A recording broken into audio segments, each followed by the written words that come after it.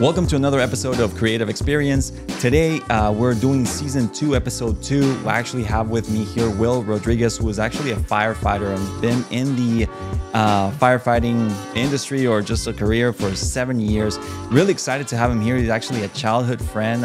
Seen him grow up and go into, doing the whole transition of going through the academy and then now becoming an actual firefighter. Has been tremendously satisfying, as a friend. So super excited to have him here. So let's just roll with it, man. How you doing today? I'm doing great. Thanks for the invite. Nah, bro. Thanks so much for coming here. I really appreciate you giving me the time and coming into the space and kind of just sharing your experience. So people can learn, maybe whoever's interested in going into the firefighting aspect of things. Yeah, definitely. Yeah. So I've known you, dude, since you were like yay high. Tiny. Like, yeah, bro. I remember meeting you the first time. I was probably let's see. I was Chris. 14.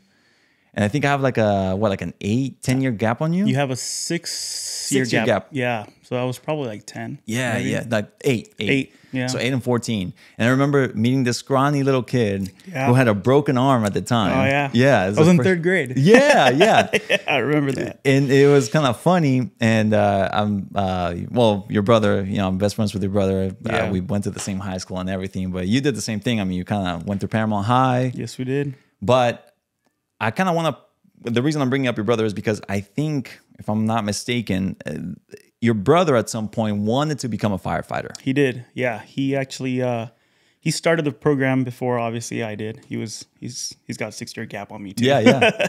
So he started the program and that was my first exposure to it. So yeah.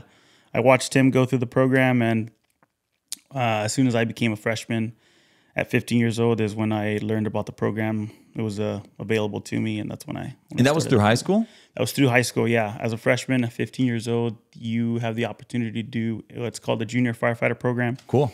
It's an Explorer program, and gives you the opportunity to pretty much check out what firefighters do and have a ride-along, see if you like what they do, and then if you're interested, then you go through the process of joining the program, and then they put you through like a little mini academy. Gotcha. And yeah, I went through that, and I spent a lot of years there. So did you, since you joined it when you were a freshman, did you go all the way through being a senior in high school? Yeah. So I went up until, the age gap between, or the opportunity to join the program, you start at 15 years old and you age out at 21. Oh. So I did exactly that. So I did from 15 years old to 21 years old. And that's when I first got my opportunity to go out of state, like we talked about a little bit. We can talk about that a little bit later. But as I went through my career, I came back and I joined the program as an advisor. So now I was helping the kids do their thing. Oh, cool, man. It gave me the opportunity to still be involved because I wasn't necessarily where I wanted to be with the department I wanted to be yet. Yeah. So it gave me the opportunity to still be involved with the department I wanted to be in. So I remember your brother, obviously, again, bringing him back to the topic because he's the one that kind of like fired you up to kind of go into that career path. Charles didn't end up becoming that. He ended up going a completely different route for different reasons and stuff like that. But how does it feel now for your brother to see you become something that maybe he had a passion for at one point and then things changed? But how does it feel for him? Have you talked to him about that? Yeah, I think he loves it.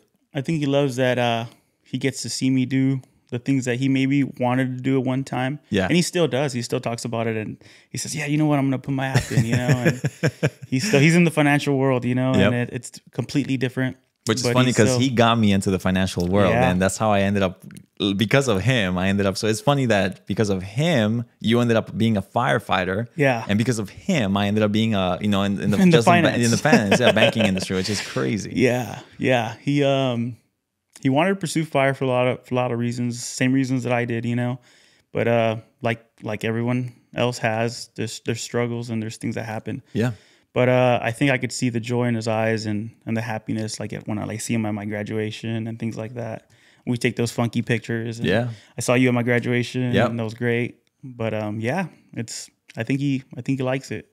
We talk about it. We talk about stories and things that I go through, and he's all about it. No, and it's cool because I consider you like a younger brother too, because it's just again I met your brother at 14, and that's when I met you right around the same time when you were 8, and just seeing you grow into the man you are today is like super satisfying. my younger brother, we're 8 years apart too, you know, you guys are only a 2-year gap. So, you know, it kind of has that feel of, yeah, seeing somebody that you care and love for grow up and, you know, do good in the world. And it's just super satisfying. So I can understand how your brother may feel about that too. Yeah. So talk to me a little bit more about the Explorer program, because this is not something that is being offered directly through the high school. It's outside, right? Correct. You have to figure that stuff out. Yeah. So talk to me more about that for somebody who may be interested and thinks, oh, like I can join through high school, because it's not a high school program. No. Yeah. So I didn't know anything about the program inside high school. So the high school doesn't offer the program. Now the program's offered by kind of just doing your own research. Like you said earlier, Charles joined the program first, and that's how I knew about it. Yeah. I just didn't know how to get started. So I went to a local fire station and I asked, and they told me, hey, man, you're in luck. In a couple of weeks, we're going to have tryouts. Oh, how cool. Yeah. So then I was like, okay, so what do I have to do? And they guided me the right way. So if anyone is interested in the program, there's a lot more resources now, like websites and online and things like that. But if you just go to a local fire station, they'll let you know what you have to do. So I did that, and they gave me the date and time, and I showed up, and you do your tryout. You do a little interview at 15 years old, like we're doing kind of now, you know, and my advisor at the time said, all right, you know what, if you're going to do this, it's every Sunday, it's a commitment, and you start at a young age knowing what responsibilities are and commitments are. And yeah, it was every Sunday for like 6 years. That's crazy, because that is a commitment. I mean, to not miss that's going like going to church for 6 years, man. Like, you know, just and there's rules, you know, there's rules. You miss 2 consecutive Sundays and you have to reapply next year. Wow. You know? Yeah. So it's very strict. It's a strict program, an amazing program. You get exposed to really the life of a firefighter, you know, day in and day out. So you get exposed to so much that someone on the outside doesn't really get to see. Yeah. Or maybe someone interested in the career, but maybe hasn't really necessarily take the steps to see what is involved in the career. Correct. Yeah, they can totally see it. Because that's a great way for somebody to realize, hey, maybe this is or isn't for me, right? Because people, obviously, right, as a kid, bro, everybody sees a firefighter, they see the trucks, they see the engines go by, and it's like super cool, right? It's like, yeah. I mean, that's the reason why Career Day is so famous, because they usually call up the local firefighters. They show up and the kids like go ham, like, you know, police officers, firefighters is kind of like the thing, right? Yeah, for sure. But there's a lot more involved, the responsibilities, discipline that goes behind it. And so that program allows you to just identify if this is the right path for you or not. 100%. Yeah, it's a program that definitely, I would say, straightens you out for sure. If you're not necessarily going to, it's like a little mini boot camp, we'll say, you know? Yeah. And it helped me a ton. Growing up in the city of Paramount, you know, we're all the same here. And it helped me in a way that I don't think anything else could have helped me. Right. You know, the exposure, the responsibility, the commitment, people just relying on you for something, you know, just not letting people down. It all helps you at the end of the day to provide this service that you're pretty much committing to. You know, you're committing to provide this public service for the rest of your life. And at a young age, if you get taught that, then at the rest of your life, it's completely easy. Right. You know, it's super easy. Yeah, because you have the foundation for success. Correct. Yeah. That's amazing, man. So so you go through the whole process of doing your high school years, going through the Explorer program. Yeah. I remember when we went, you graduated. That was pretty cool, because there was like a whole thing for the graduation where you basically show all the family members, people that care for you, friends, you know, like what you guys have learned. Basically, you guys run into a building on fire. Yeah. There's a chopper that comes by. Like there's all these cool. It's a huge skit. Yeah, you guys. It's like, you know, like, but you guys act out basically what you would do in that type of situation, which was pretty cool. Like from somebody who doesn't know anything. Yeah. Me, you know, outside looking in.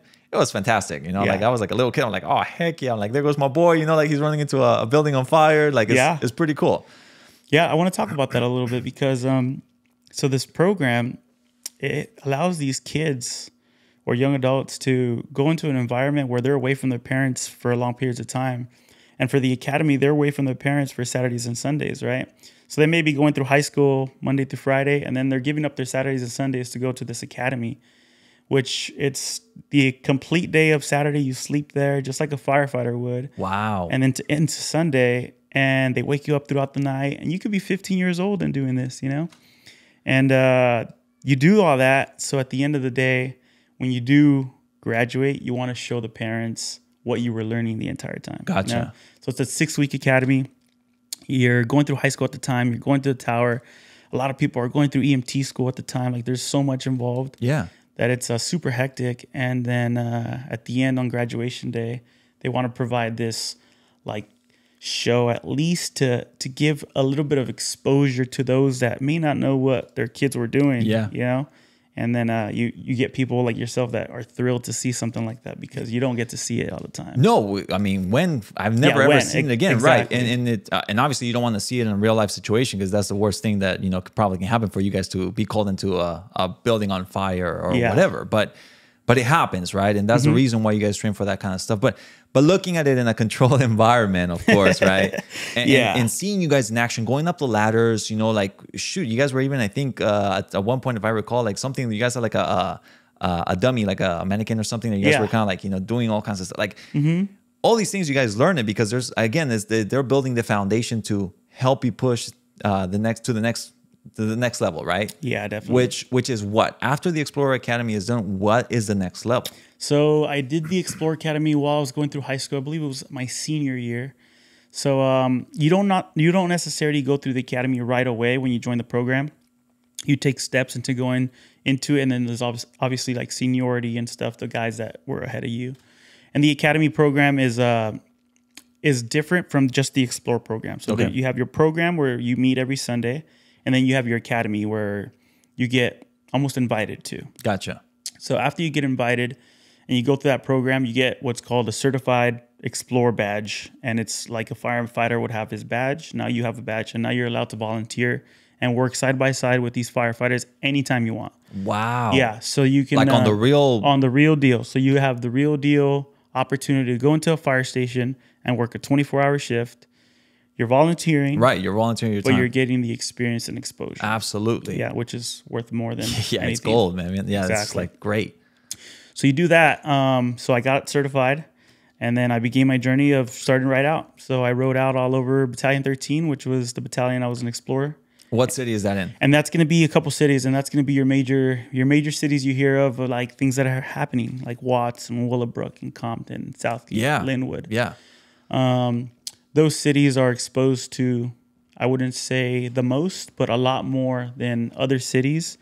So I wanted to get the most possible experience I could, and that's why I chose that battalion. And it just so happened to land that I was so close to it. City of Paramount. Paramount is right. Is Battalion 9, so I should have been a Battalion 9 Explorer. But I went to 13, and I never left. And I hope to one day end up working there. I'm really close. With the captain or? Yeah. My advisor is great. He taught me everything I know, and the level of responsibility that I have, I think, is just completely because of him. So, wow. Yeah, he's huge. He's huge in a lot of people's hearts, and to this day, I think he has 14 or 15 total that he's got hired onto the department. Really? Through his program, through the Explorer program. Yeah, he was an advisor for a long time. Captain Kevin Asais is his name, and he's got a lot of people hired, and he's strict man. But it's what you need. But sometimes. It's what you need. Yeah, for sure. I mean, he knows, obviously being a firefighter himself, he probably knows that the discipline that goes behind it is what's probably going to save your life or somebody else's life in that tough situation, right? Exactly. Dude, that's pretty cool. I got chills just like okay, so then you're doing the academy program, right? Like you're volunteering your time at this point, right? You're certified Explorer, allows you to go and volunteer your time with actual battalions or stations. Yeah. And how long of a process did you do that for?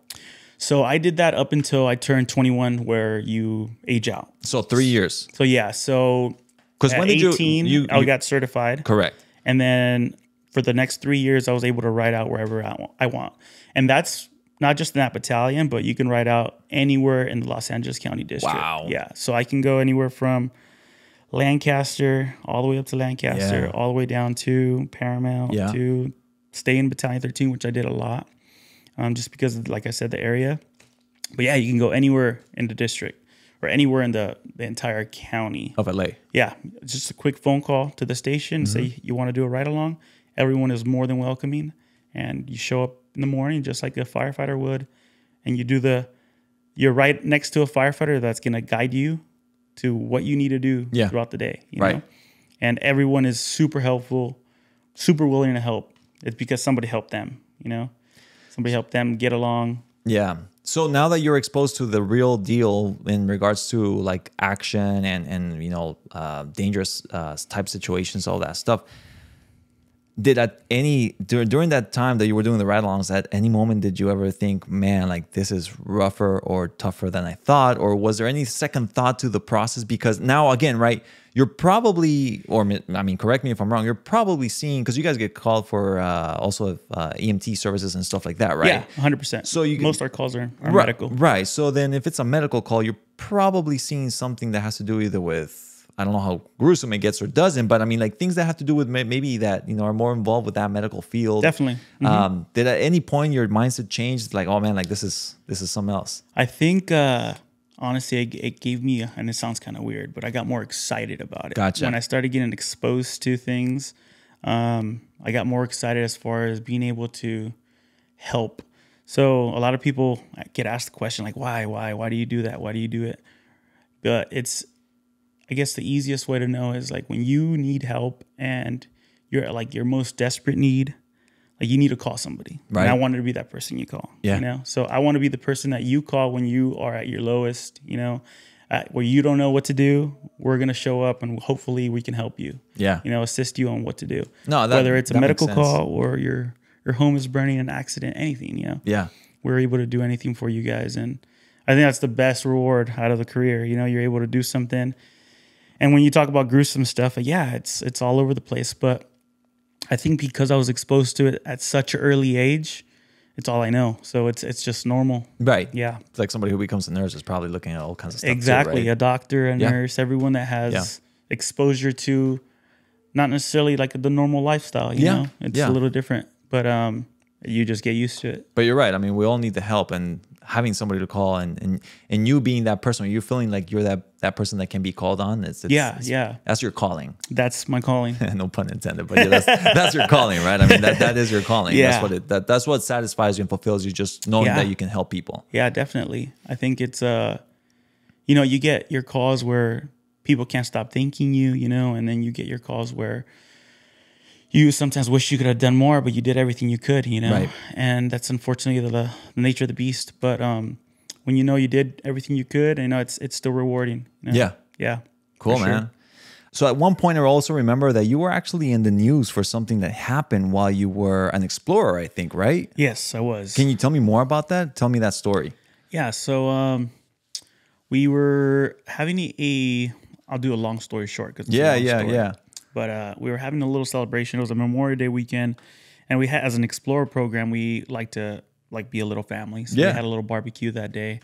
And towards the end of the night, my buddy and I were headed home. I was gonna drop him off at his house, and on our way home, we witnessed an accident. A horrific accident actually, and the car ended up spinning out, hitting a tree, and then hit a building.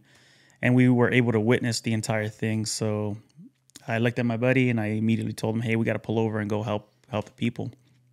So we pulled over and we noticed that the car was smoking and there was people inside of the vehicle. And the car was a wreck. So we took it upon ourselves to... It was a high impact, high speed accident. Unfortunately, 2 did not make it. 1 did survive. And that one that did survive, we were able to pull out of that vehicle. Vehicle was crushed, but we were able to pull the victim out of the vehicle and provide a little bit of aid with whatever resources we had, you know, which is just us. We were just concerned of the environment the car was in. There was gasoline leaking and things that we all learn as explorers. You know, it's called an IDLH environment, immediately danger to life and health. You know, you want to remove them from that environment. So we were able to assist one of the victims out of the environment before fire department rolled up on scene. Once fire department rolled up on scene, as well as sheriffs, we were able to explain what happened and what we did. A couple weeks later, we find out that the mayor of the city wants to give us an act of bravery award. Wow. We were, I think, 17 at the time. Yeah. So, they ended up hosting a huge ceremony for us. And then later on, we were we were called to be on the news as well. I remember seeing you on TV.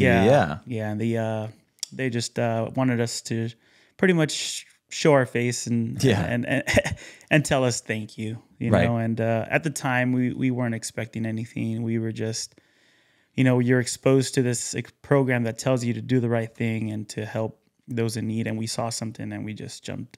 This is what you guys have been training for the whole time. This is what we trained for. Yeah, we didn't think twice. We just that's what I was gonna say. For you, it was just a trigger, right? Yeah, like you just went into action. Exactly. It was just it was almost like we were working. You know, like we were just like exposed to something. And, hey, it's time to work, and we did what we had to do, and we explained what we did, and yeah, like I said, somebody survived out of that, so that was great. Yeah. And unfortunately, two didn't, but it's okay. I mean, yeah, unfortunately, with a high impact, high speed, you know, type situation, it's usually. But I mean, at least one person survived. And the great thing was that you guys were there to assist. Yeah, it was really late at night, so if you know no one saw that vehicle, it had potential to catch fire, potential to have that person that was still alive but unconscious.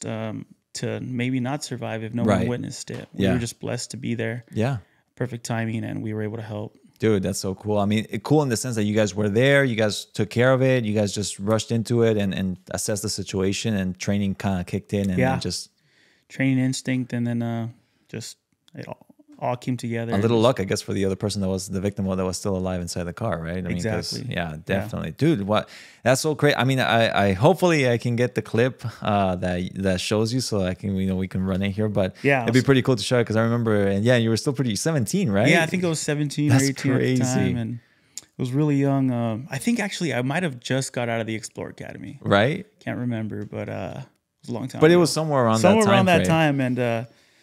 Yeah, we got a lot of recognition for it. Of course, absolutely. Awesome. Which is, again, is pretty cool to, you know, that it just shows that the program works, you know, because whatever you guys went through the training, you guys just jumped into action when you guys saw the situation. Yeah, exactly. But all right, well, good to know, good accolade to have, honestly, you know, in that type of situation. But let's run back to what we were talking. So you go through the Explorer Academy, you go through, but the academy itself, can we talk a little bit more about that? Because you were mentioning to me that the academy, you went to Rio Hondo College Academy, right? Yes. So I've done a couple academies. Okay, talk to me about it. That way we don't get it all confused. So you go through the Explorer Academy, and that gives you all the Explorer stuff. Okay. Then once you graduate high school, you want to continue your education. So I went off to Rio Hondo College. Okay. I took a bunch of fire courses there that allow you to take a college academy. Gotcha.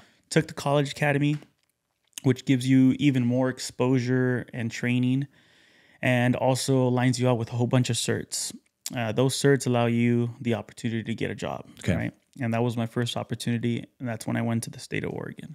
Gotcha. So they sent you out of state. Yes. So I applied everywhere. So it's very hard, or much harder, to get hired here in California, or bigger departments. Yeah. So I decided to outsource, you know, and I went anywhere. Yeah, wherever you would get a job. They gave me a job, you know. So I originally got a job offer for the state of Washington, actually. Okay. And it was as a wildland firefighter, and I accepted the offer. Okay. And I was getting ready to go to Washington, but shortly after I had accepted that offer, maybe like 2 days later, the state of Oregon contacted me. Okay. And this was also for a wildland position, but this time it was on a helitack crew, which means I would be on a helicopter. Oh. So I said 100% I'm going to you, and I'm going to unfortunately deny the Washington position. Yeah. So, I had the opportunity to work for 2 years for the state of Oregon on a helitack crew, and I got great experience from it. Yeah. They also furthered my education, put me through classes and things like that helped me out. But this was while you were already on the job. I was on the job as a firefighter for the state of Oregon as a wildland firefighter. So that means forestry fire. Like forestry. You guys are dealing mostly with forest fires. With forest fires. Correct. Is there a lot of forest fires in Oregon as much as we have here in California? I would say we burn here more, for sure. The difference is in the state of Oregon, there's a lot more remote fires where you don't really have access to. Oh. So the helicopter comes in. That's why, okay. Yeah. So it's very dynamic. Every situation is super dynamic. But that was like the bread and butter for them. Being on a helitac crew. I mean, they have their engine crews and their handline crews or type 2 crews. But their helitac crews are able to land in these remote areas without any further assistance for a while and try to cut the fire out. Kind of like, it's gonna sound dumb, but kind of like that movie Planes 2. Yeah, just like planes. Where you see that he becomes like a fire, and then you see the crews, like specific crews, right? They're like little vehicles or whatever. But you see the crews get dropped off at different by the helicopter. They get dropped off different locations that there's no roads or access to, right? Correct. Okay. Correct. Yeah, the helicopter is a huge resource, and the specific helicopter that I was on was a smaller aircraft where you didn't need a huge landing zone, so you could land that thing anywhere. Really? And we could get to work. And by the time we got to work and we did whatever we could with the assistance of getting water from the helicopter, because they're also dropping water. By the time the next resources came in, we hopefully did something for that fire that stopped it from growing. Correct. Because the idea behind it is to stop the growth of the fire, not necessarily, obviously, correct. Shut You're it down, 100% correct. But to not continue to expand. Right. Exactly. Okay. Prevent it from expanding. Once you cut off the possibility of the fire extending, whatever's burning on the inside, you'll take care of after, but you want to prevent it from getting any bigger. Gotcha. Yeah. So, I mean, that's pretty cool. And I remember you were driving all the time to Oregon, right? I mean, because how long would you stay up there and then come back and? Yeah, so it was seasonal. It was a seasonal position. And I drove my first time to Oregon, I believe, when I was 20. And I just packed up my stuff in my truck and I took off. Yeah. And I told my mom, I was like, hey, I'm out. I got a job. And of course, she didn't want me to go because it's such a far away area. I was in Central Oregon. It was about a 15-hour drive. And I just did it. Spent 6 months over there and I drove back. Yeah. And on the off time, I was working as an EMT for McCormick Ambulance. Nice. And then I did it again one more year. My second year, and while I was out there, I believe in October, coming close to the end of the season, I got the job opportunity for LA County Fire, and that was with their FSA program, which is Fire Suppression Aids, and it's their wildland program here in Los Angeles. Gotcha. Which I was super stoked about, and I said 100% I'll be there. Yeah. I actually had to fly from Oregon. It's really crazy. It's a crazy story. I had to fly from Oregon after a fire to get to my interview that I had to land. I landed, so I'm all over the place. So we had a fire. Yeah. I had an interview, so I was like, hey, I got to go to this interview. Oh, my God. My captain made it work.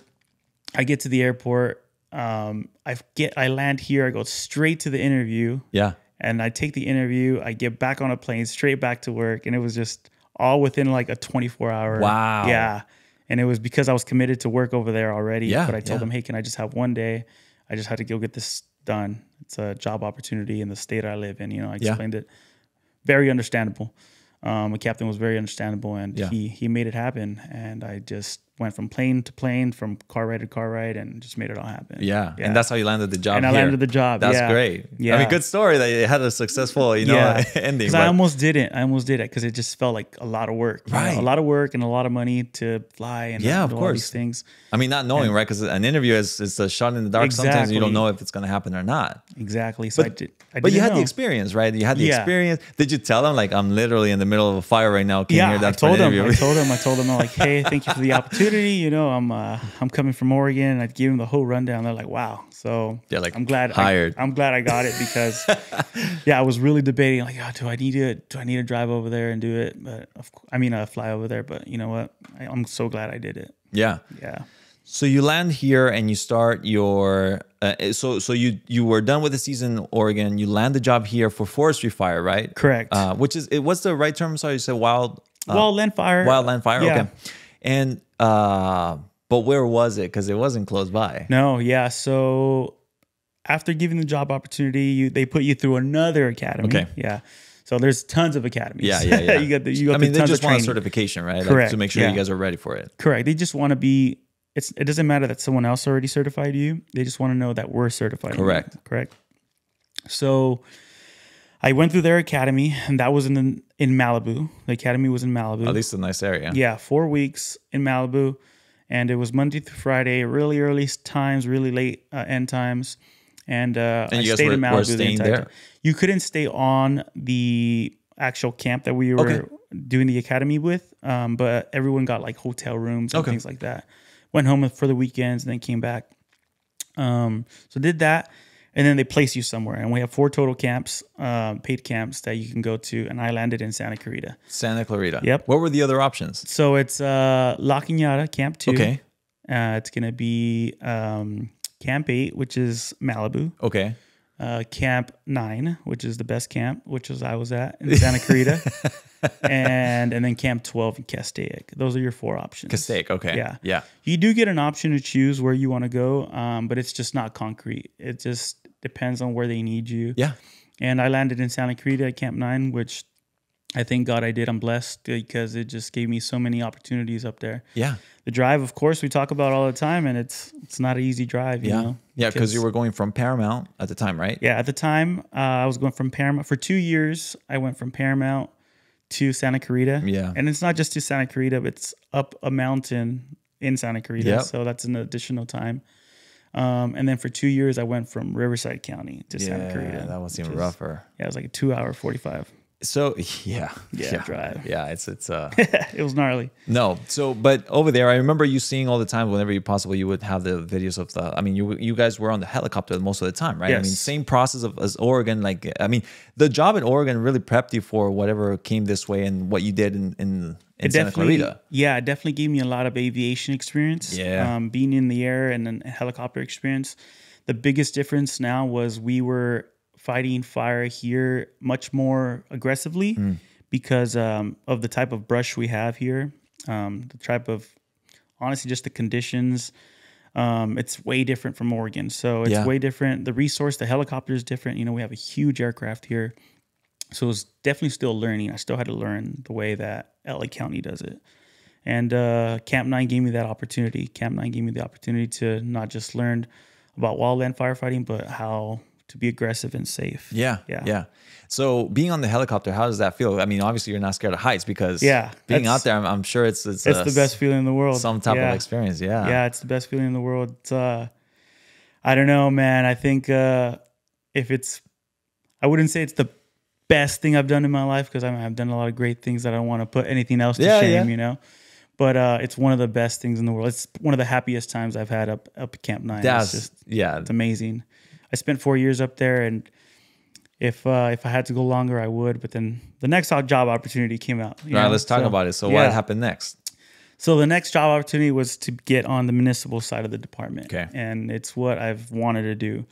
And that's pretty much just doing city work now. Yeah. You know, city firefighting. For those that may not know what the difference are. So for camp experience, it's strictly wildland firefighting, no medical calls, things Those like that. Those are the green trucks that you see, right? Or so for the forestry, it would be. For us, we were in LA County Fire still. Okay. So we're red still. Oh, okay. So you guys we're are red still trucks. We do have like buggies that transport us from left to right, which are pretty much just like a big old bus. Really? Yeah. And if we're not flying, we're driving. Cool. You know? So I got the opportunity to work for the department in a different division, you know, which would be the municipal side. Gotcha. And you have to go through another academy. Another one. Yeah. This academy was 15 weeks long. Ooh, so it was way longer. This is way longer. It's just a lot more to learn. And this academy, of course, is after you've interviewed and correct. And of course, gotten the job. So the beautiful thing about working within the department was as I'm interviewing and going through backgrounds again and doing my physical fitness tests and everything, I'm still working at Camp 9. Yeah. You know, so I'm still within the department and it's just an easier process to lateral over. Yeah.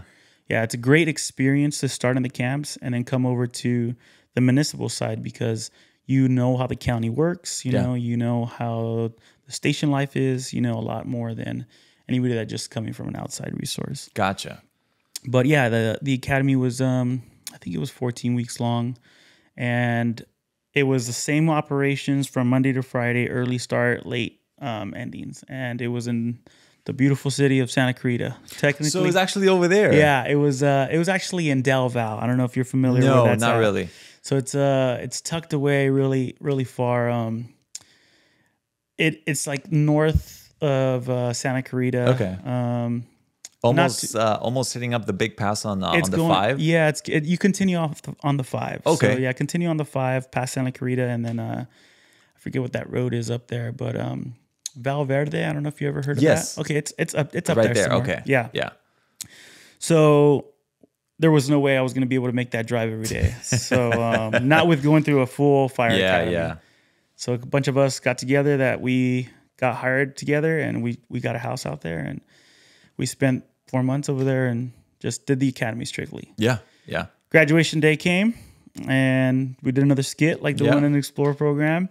And then, I was offered my first station job, and that was in the city of Claremont was the first station I was on. A lot slower station, not much going on, but medical calls, we did receive those. And then after my first spot, so you spent your first spot for 6 months at one station. Okay. And they put you at a second station. Is that on purpose? On purpose. Okay. Yeah, you spend your entire first year, you're on probation. And your first spot is 6 months, and your second spot is 6 months. Gotcha. So then I went to my second spot where it's a little bit more busy, get a little bit more action. Yeah. Not super busy, but you do get some action, and that's in the city of Commerce. Cool. And that's where I'm at right now. So Fire Station 27 in the city of Commerce. And I've been there now for about 9 months or 10 months. Cool. Yeah, and I'm enjoying my time there. Yeah, I'm having a good time. Are you gonna probably stay there for a little longer than you think, or? So I definitely want to get back to Battalion 13, where everything started. Yeah. Yeah. So I'm waiting for the opportunity to go to Battalion 13. So right now I have a great crew. Yeah. I'm having a great time at the station. So I'm gonna stay there for a little bit, and then when the opportunity arises for Battalion 13, I'll definitely go over there. That'd be pretty cool, right? Yeah. I mean, kind of full circle. My little cousin, Espinoza. Remember him? Yeah. He's also on the department. And he took on basically your what footsteps, I did. right? Yeah. It's just a family full tree. circle, Yeah, bro. I mean, it's so tree. cool. Yeah. Yeah. And he's actually working in Battalion 13 right now. Is he really? Yeah. He got hired a couple academy classes before I did, actually. Okay. So he was blessed. And he's in Battalion 13 in the city of Huntington Park right now. That's crazy. Yeah. And he started as an explorer as well, Battalion 13. But he's actually hired in the municipal, like Correct. full on firefighter. Yeah. It's so cool, man. So we're both on, which is great. And hopefully one day we'll work in the same battalion, Yeah. maybe the same station. Maybe you'll be his captain. Maybe one day. That'd be pretty cool. Yeah, but that'd be funny. So right now in the city of Commerce, Battalion. Oh, I'm sorry. What's Battalion 3. I'm Battalion 3. Still great battalion. Great battalion. Busy I'm battalion. sure. I'm sure you're not discrediting anybody, but I'm sure anywhere you've worked, it's just a family type. Oh, you know, yeah, like for everybody sure. takes care of everybody. Like I'm Definitely. sure the vibe is great everywhere, right? Yeah, definitely. 100%. But right now, where you're at, what specifically do you do? Because obviously they don't have a chopper, right? There's no more helicopter. No. So tell me what your duties and responsibilities are, and what you're in charge of when you guys go out on call. Okay. Yeah, definitely. So we do have a couple resources at my station. So we have a truck, which is for people that maybe don't know the lingo. So a truck is going to be considered the larger truck with the guy in the back sitting with the steering wheel. The little caboose. Okay. That's one of the things I do. Yeah. And the big old aerial ladder. So the big white ladder back there. Yeah. And then we also have an engine, which is referred to the smaller vehicle that you see. Gotcha. And that's going to have water in it. Our truck or Quint also has water, but the main pumping operation will come off of a engine. Gotcha. So the way the schedule works is you rotate off the truck and the engine at my station. So you do 4 days on the truck and then 2 days on the engine, and then you're back on the truck. Gotcha.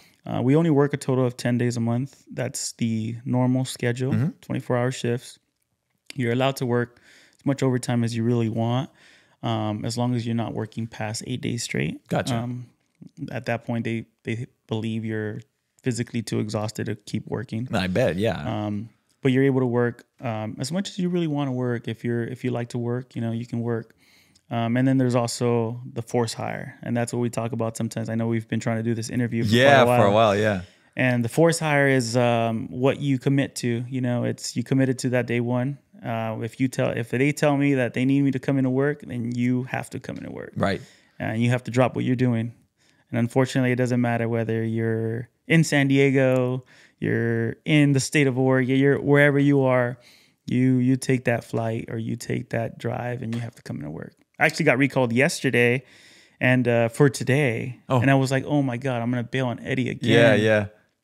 But shortly after, they called me back and they said, hey, someone agreed to work. Oh. Like, if you want out of your recall. And I was like, yes, please. Oh, dude, thanks so much, man. I appreciate that. I know we've been trying to do this one for a minute now. Yeah. And originally the plan was, and this is how crazy it is. I mean, just for people that don't know, we were going to have somebody else also. It was going to be a double guest. whammy. Yeah, double whammy with another firefighter that's well, your brother. Good. Yeah, you're a good friend too, and my wife is really good friends with him, and so she thought it would be great to have you both on board and kind of like talk back and forth because you guys kind of like have different stories and different stuff departments, like that. Different departments. Stories. Yeah, it'd be great. And he's actually here now in the city of I think no, I'm lying. I think he's still out there in LA too. Oh, is he? He's making the drive out there every day. But the point was, when I tried to schedule you both, the whole thing of you guys like Two being different schedules. Yeah, it was crazy. So in the end, and I talked to him and he was cool about it too. He's like, yeah, like I'll jump on another time. Like, don't even worry. Like, just have Willie go on board. Yeah. But even just scheduling you was kind of like, it's tough. It's tough because of that recall thing that when you guys get recalled, you guys just have to go. Just got to go. Yeah. And sometimes the recalls, unfortunately, are like, let's say I got off today this morning and somebody called in sick and they need somebody to be there, then you're up. Yeah. So it's not as crazy as it sounds. I'm not getting recalled every single day. Yeah. But it does happen, unfortunately. And of course it happens on a day that I have something scheduled with you, But so you're either assigned to the truck or the engine. And I love the truck. The truck is... So you're always driving the back? For the most part? For 2 days, you'll drive the back. And then for 2 days, you'll be on the inside. And then for the other 2 days, you'll be on the engine. Yeah. And I definitely enjoy driving the back. Yeah, it's the best seat of the house for sure. You get to see everything. Right. You also have a larger responsibility on fires on the back. And I love it. The truck is pretty much your huge toolbox. Yeah. So the truck responsibility is going to be mainly ventilation on a fire. Okay. Or forcible entry or anything that you need these heavy duty tools for. The engine is going to fight some fire. If they roll up on scene, you're most likely going to be pulling some hose and doing things with water. We're doing a little bit of a different operation. So we're doing mostly roof operations or getting people into the home or the business that's burning. Yeah. Vehicle accidents, cutting cars open. Jaws of life. Jaws of life. Are they in the truck or the engine? Yeah, the truck. Right? Truck. Think about it as every tool that you think that you have here in your little toolbox, we have it on the truck. Gotcha. That's our huge compartment. Yeah. Of tools, and we have every resource that we need on that truck that will get us out of any situation. Yeah. Anything from airbags to jaws of life. Cutters.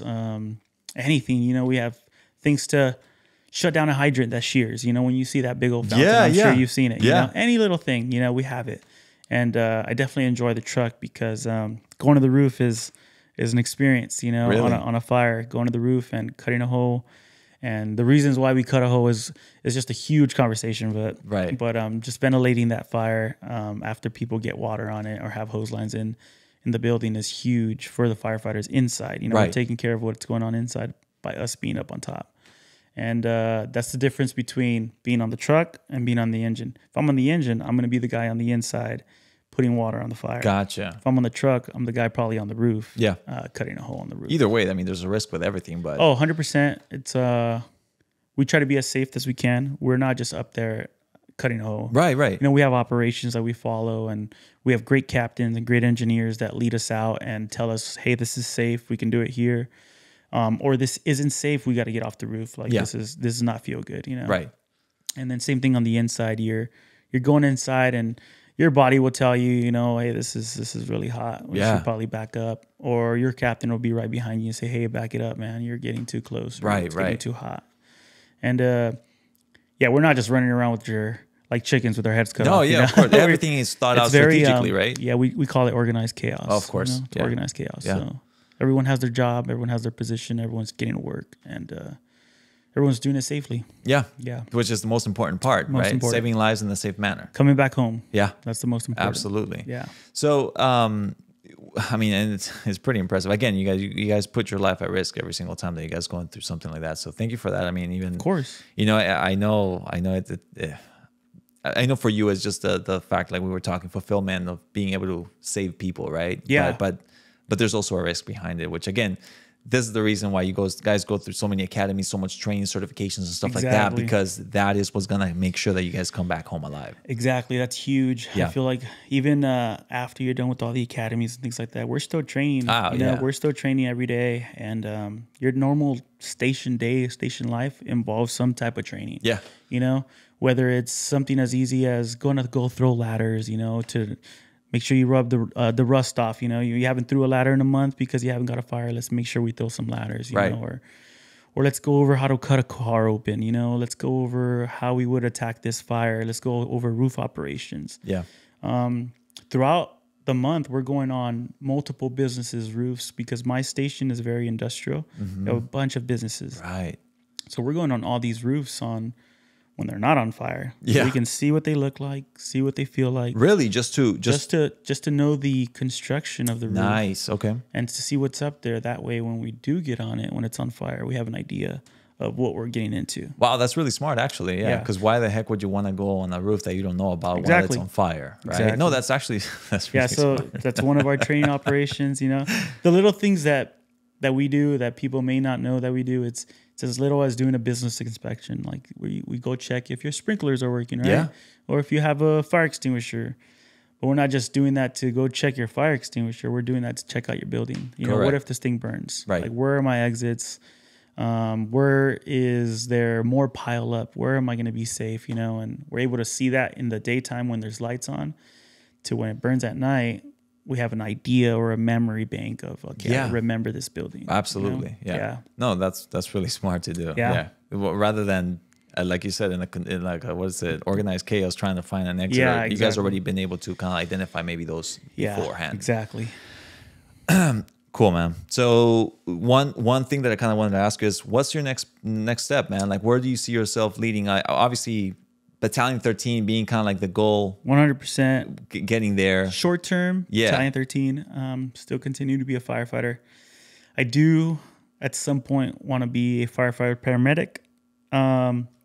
Don't necessarily want to be there right away. Okay. I want to get some experience fighting fire. Just because once you do become a paramedic, that's gonna be your main objective on calls.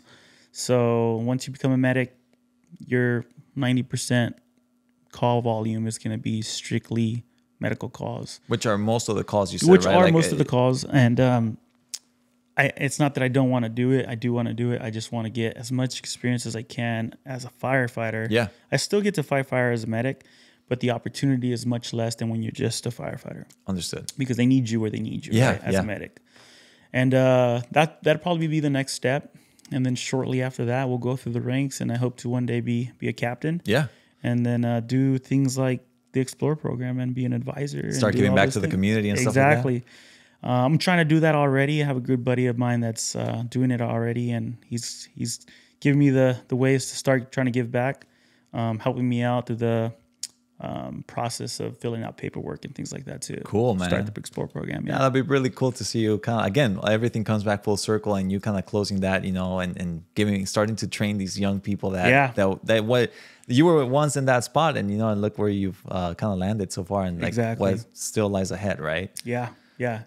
Doesn't stop, that's for sure. Yeah, it doesn't stop. You want to keep going up, and there's a lot of movement right now in the department. So just even seeing people promote and being exposed to people saying, "Oh yeah, I'm doing this, I'm doing that, I'm taking this class," it's just awesome. So I just put myself into perspective where like I want to do that. You know, I want to do that. I want to do that too. It's like there's just so much. The department is so huge and full with so much possible opportunity. If you want to go do urban search and rescue and go to like Chile when there's a huge disaster, there's a class for that. There's classes for that, you know, to get certified to do that. Yeah. If you want to go do fireboat operations, you can go out to the beach and work on a fireboat, you know. If you want to do hazmat and deal with chemicals. Yeah. And all kinds of chemical stuff, you know, because I don't know much about hazmat, but there's classes for that, you know. So there's different branches. There's so many different operations, you know. if you want to go back on a helicopter, you go to air operations, you know. Yeah. If you want to go just slow down in your career because you're getting towards the end and you want to do fire prevention, you know, or arson investigation, you know, there's just so much. Wow, even arson investigation, There's right? just so much you can possibly do that you could never get bored. Right. You know, you could just go any direction you want. And so even like you were mentioning, actually slow down, because we all slow down at some point in life. Like there's still things that you can still do that you're still useful for. 100%. Not just maybe, you know, like maybe once you're young, you're doing all these things, but as you know, gradually slow down, there's always something that you can now start using all that experience that you've collected along those years to continue to apply and help people. Correct. Super cool. Yeah. Yeah. Do you ever see yourself going back to on a helicopter at some point? You know what? I talk about it all the time. It's tough. You know, it's a tough career. And the reason why I say it's tough, it's just tough on the body. You know, it's a tough. Wildland firefighting is definitely tough on the body, and I do see myself going back. I want to experience as much as I can as the position I am in right now. Yeah. And then once I promote, you would promote to an engineer, and then you would be going back to the camps as a foreman and running one of these crews. Yeah. And I definitely see myself going back. And if I do, I know I'll have a great time for sure. If I had such a good time in the camps, I know I'll have a great time. Yeah. It's just it's a huge commitment to go back into that exposure, just the exposure on your body, you know, the hiking the hills and the knees and the body. As I get older, it's not getting easier. Right. You know? It's definitely I'm not not something, old, you know. No, you're not. You're super young, Yeah. but you have had some injuries, right? I have. I've had knee injuries, and unfortunately, those knees aren't the same anymore. Right. So I definitely take care of myself a lot more now. I have to. Yeah. Because I have years to go till I retire, right? So I have to take care of my body, and that's one of those things that you have to take into consideration because the job itself does put a toll on your body. Of course. So you have to take care of your body as much as you can. Yeah. So that I mean, we'll see when I promote, and if I'm feeling pretty good, then I might go back. 90% of me says I'm gonna go back. Yeah, yeah. You know? But that 10% says, hey, dude, you know, watch your body. Yeah. So we'll see. Because you never know. Yeah, you're right.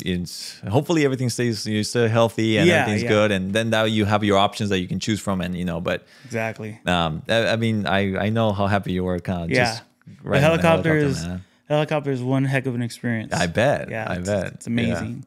Yeah. It's something that not everybody does. Yeah. I mean, I've never gotten on a helicopter. You know, I'm sure. Yeah, there's like rides that you can take and stuff like that. But you guys have an adrenaline rush kicking in because you guys know that you guys are going somewhere with a mission to do something with a purpose and to, like, you know, all these things. So exactly. Yeah, but from the moment you hear the tones to the moment you run to get dressed and get on the helicopter and you start working and getting all ready to go, and then you get in the air and you're going super fast. And then you see this huge cloud of smoke and you're like, oh, we're going to get to work right now. Yeah. And we're going to be the first ones there too. So it's the most adrenaline I felt yet to land on a fire and not have any resources coming for a little bit. Yeah. Because we're in a remote area, you know, it's only us and the copter.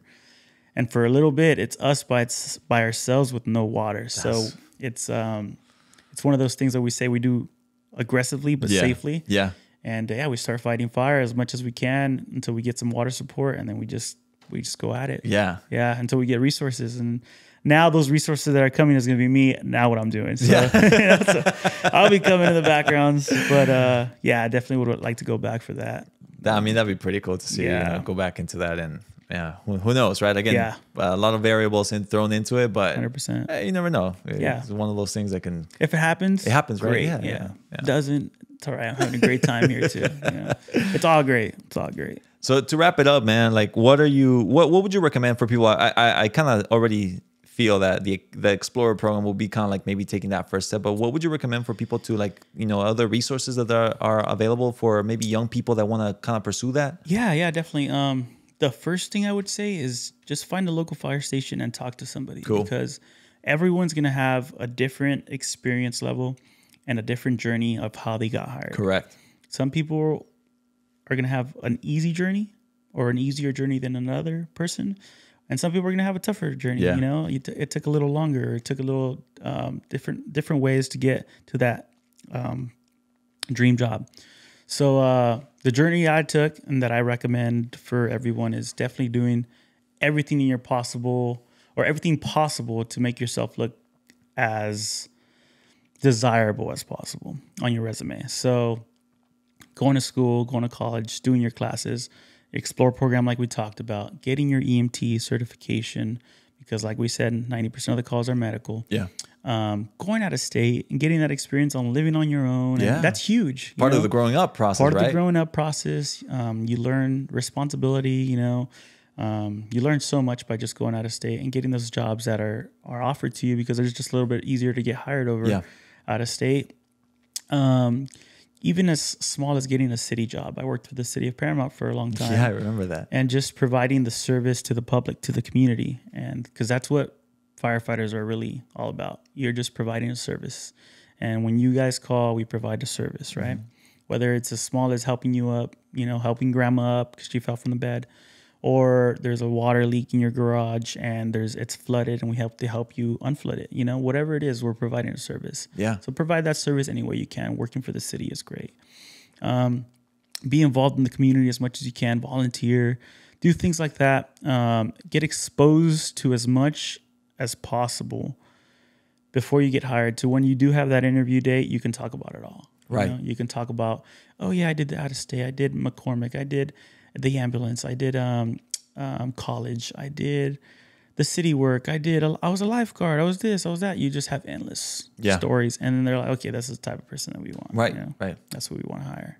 Fantastic, man. Like it's really good advice. So, anything else you want to say before we wrap this up, man? No, I'm always open to anybody, so they can reach out to you if they really truly want to become or have the opportunity to even be exposed to anything. Just hit me up. You know, I can be the person. I want to be the person actually to provide that service for those that want to grow up and become firefighters. So they can get my contact information from you. And if anyone does reach out to you, send them your way. Send them my way. And I'll give them everything I can and provide. I even give them a station visit, you know, or whatever. Dude, that'd be cool. And I give them everything I can to support them. Thanks so much, man.